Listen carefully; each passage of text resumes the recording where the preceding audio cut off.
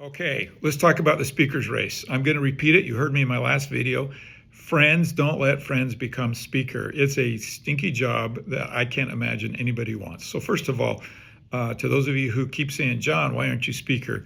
The answer is friends don't let friends become speaker. The next question is, why would you vote for Jim Jordan? Why don't you vote for Jim Jordan? I want you to know there's a lot of polarization on Jim Jordan. That won't surprise anybody. The answer is very simple. When we voted today, we had two choices. We could vote for Hakeem Jeffries, that the Democrats put forward, or Jim Jordan, that we put forward.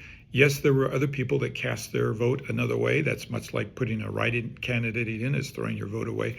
But it was an easy choice for me between Jim Jordan and Hakeem Jeffries. Not much to think about right there. The other thing that's very important to understand that I hear all the time is, why won't you work with some Democrats to get somebody elected as speaker?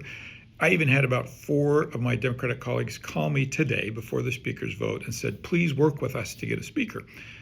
Then guess what? There's always an asterisk. Yes, we would want some rules changes. We would want some things to be different if we help who the speaker is. I'm not willing to do that. Some of the rules changes would include how we decide which bills come to the floor. And that's one of the huge advantages of being in the majority, is being able to control the bills that come to the floor. Another thing would be who gets to be the chair of a committee. Is it a Republican or a Democrat? That's a key important part of being in the majority, is we get to chair those committees. The ratios of how many people get to serve on those committees, Republicans or Democrats, would change. Also, a very important part of being part of the majority that Republicans are not willing to give up.